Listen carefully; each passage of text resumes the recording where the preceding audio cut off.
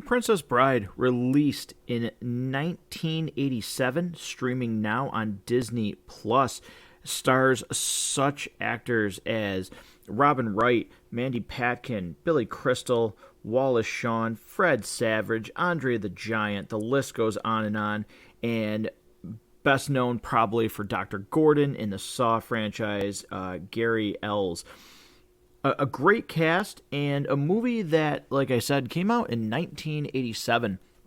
A long, long time ago. I was 4 years old when this movie first came out, and I did not watch this movie until I was 38 years old. So maybe you're wondering, why would he be reviewing this movie?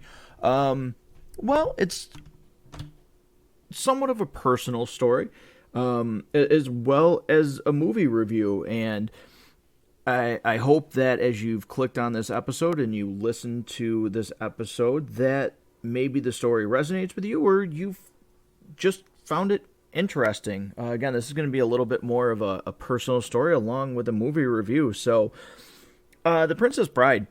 When I first saw this movie, it was because of a situation in my life. I was seeing somebody at the time, and earlier in our relationship, this person had surprised me with an outdoor movie night down by like Buffalo Outer Harbor, around where we live. Complete surprise of what we were doing. Just said, hey, we're going to be going somewhere at this time. Wouldn't tell me anything.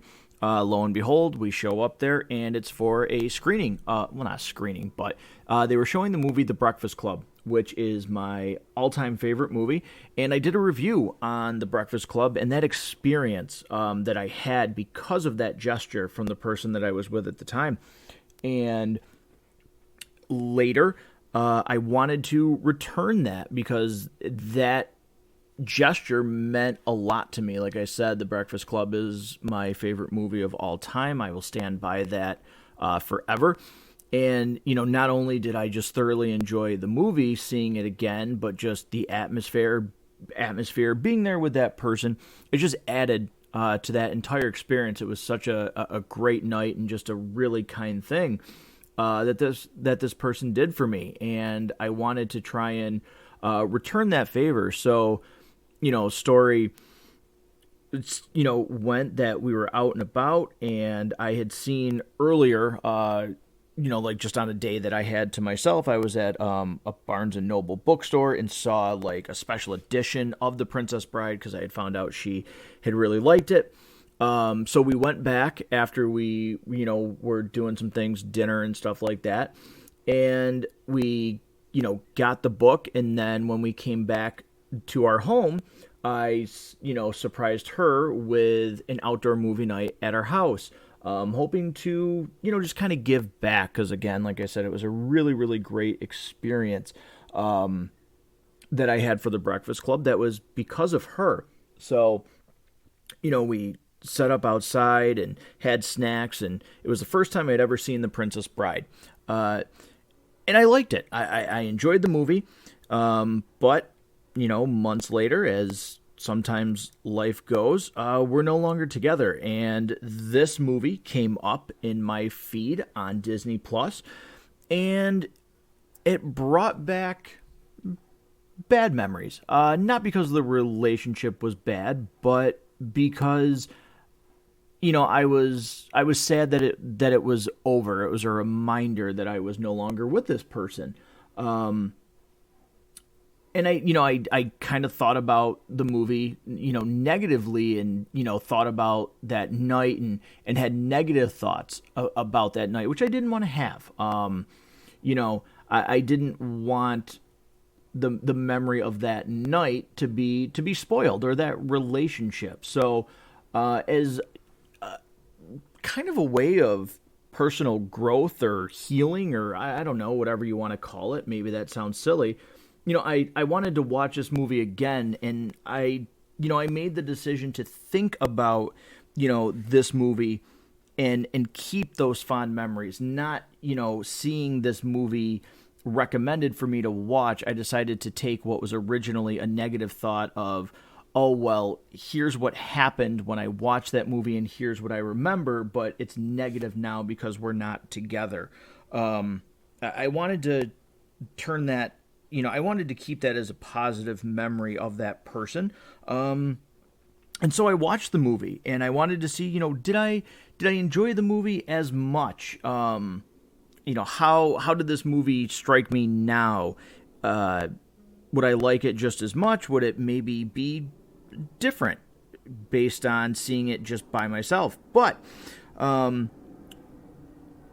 watched it, and I'm glad I did, because the movie still works incredibly well. I am sure that a lot of people have a lot of quotes from, this movie. It's very quotable, and it's a very good story. A story about the main story is about someone named Buttercup who is, falls in love with a gentleman named Wesley, who ends up leaving for shore. His ship is attacked by what is called the Dread Pirate Roberts. He's considered dead. 5 years later, Buttercup's forced to marry, and she's still in love with Wesley. And eventually they meet back up, and there's hijinks and humor along the way. But it's more than that. It's not as simple as that, description that I have there. At the heart, too, there is a grandfather and grandson, where this is a book that is being read, and the grandson is Fred Savage. It's not Fred Savage as in that's who is there, but Fred Savage plays the grandson. Peter Falk plays the grandpa and the narrator of the movie. And when it first starts off, he doesn't want to spend time with his grandfather. He's sick in bed, but he doesn't want him to read him a story. He says, oh, he's going to pinch my cheeks again. I don't want to do this. But, as the story progresses through the middle and at the end, not only does he want to hear this story, he wants his grandfather to come back and read this story to him again tomorrow. And there's a lot of relatable stuff there. Anybody who's listening to this episode, do you remember your grandfather reading you a story? Or maybe you're reading to your kids based on their age now. My kids are certainly past the reading stories to them age, but I do remember reading books to my two boys, and just a relatable message in the beginning, and spending time with people that you love, which is why I thought back about this movie and wanted to think back of it fondly and not taint that, tarnish that memory that I have of this time when I first saw this movie. So I think that's a really relatable message, the grandfather and the grandson sitting there reading the book together. And again, like I said, there's a lot of quotable lines in this, inconceivable, and just how many times do you hear that in your head? I'm sure there's a lot of people probably when they maybe saw the title of this episode, knowing that I was going to be covering the Princess Bride, maybe they said that right as they read the title out loud, because it is a very, very it is a very quotable line. Also, my name is Inigo Montoya, and you killed my father. Prepare to die. How quotable is that? If you were a fan of wrestling back then, Andre the Giant is in this movie, a larger than life person who is in this movie. And again, comedy, there's some action, not a ton, there's not like crazy action, but sword fights, great scenery, and again, just a really, really great message about, holding on to what you want, finding what you want, and maybe sometimes when you think it's lost, it finds its way back to you. I think that's relatable to probably anybody that is listening to this episode. And, there's humor that goes along with this, and levity and love and all these things that make movies great. The reason why we watch movies, sometimes it's really great to turn off your brain and watch mindless action. Other times it's great to maybe have a good cry over a movie because of a character's death or just the journey that character's been on. There's all of that in here. All of it. It covers every single basis. And fans love this movie. I mean, it holds 98% approval rating on Rotten Tomatoes. It's pretty crazy. Cinema Score is an A+ for this movie. Just a lot of positive things for something that, again, when it first came out, was not, a box office success. It's one of those things that is considered a cult classic, so to speak.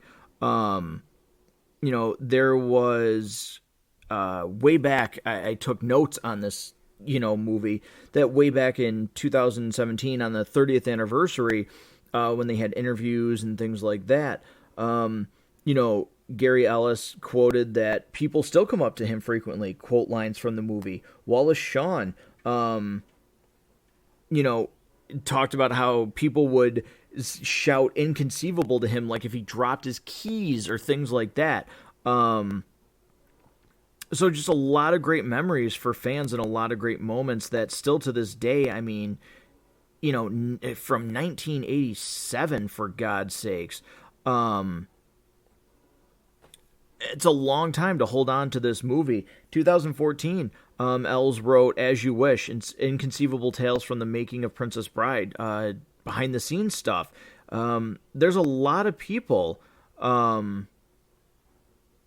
that care for this movie and have a lot to say about this movie and hold it really near and dear.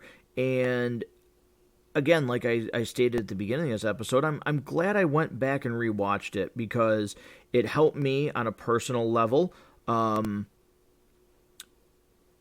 Just not get past, but help move me along in the acceptance of things that happened. And again, I got to watch a good movie in the process with a great cast, great scenery, a lot of humor, but again, at the core, just a really good story that I think a lot of people can relate to. Spending time with loved ones, going after what you want, I think is a really powerful message in this movie. So I'm glad I took the time to actually rewatch it. And, this wasn't a typical review. I hope that is good for the people who listen to this. I hope that, something like this is a nice change of pace for this movie. But that is going to do it for my review of this movie. Like I said, not typical. Didn't want to go on too long about it, but wanted to speak some of these truths. And hopefully if you're listening to this episode, maybe some of the things that I've talked about are relatable to you and maybe helps you, as silly as that might sound. But thank you for listening. Listeners, interact with the show on Facebook, on Instagram, on TikTok. Email the show at mgttmpodcast@gmail.com. Always love hearing feedback. While you're listening to this episode, hit the subscribe button as you're, listening to this and get updated on all new episodes. Go to podchaser.com, search Matt Goes to the Movies, and leave reviews for the show, whether it be this episode individually, the show as a whole. 5-star reviews are great, but honest reviews are even better. The point of this show is to just connect with people and share our love of cinema. So if you like a review, let me know. If you don't like a review, let me know. I love hearing the feedback. It's always welcome. And I love interacting with people who listen to this show. It's a great time. Had some amazing conversations based on Star Wars, MCU. The Rob Zombie Halloween movies generated quite a conversation when I did reviews for those. So, hit subscribe, check out new episodes, interact with the show. Absolutely love to hear from listeners. So until next time, I'll see you real soon at Matt Goes to the Movies.